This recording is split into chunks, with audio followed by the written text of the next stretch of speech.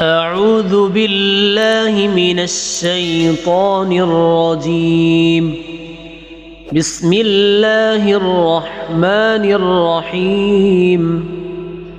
الذين ينفقون أموالهم في سبيل الله ثم لا يتبعون ما أنفقوا منا ولا أذى لهم أجرهم عند ربهم ولا خوف عليهم ولا هم يحزنون. قول معروف ومغفرة خير من صدقة يتبعها أذى والله غني حليم.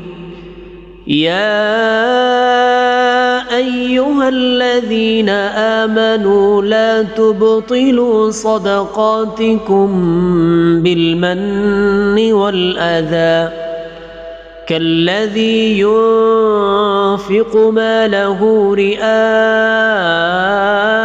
الناس ولا يؤمن بالله واليوم الآخر فمثله كمثل صفوان عليه تراب فأصابه وابل فتركه صلدا لا يقدرون على شيء مما كسبوا والله لا يهدي القوم الكافرين.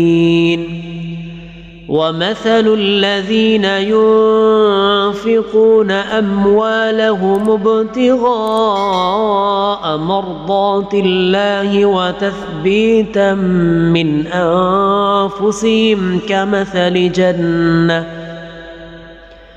كمثل جنة بربوة أصابها وابل فآتت أكلها ضعفين فإن لم يصبها وابل فطل والله بما تعملون بصير.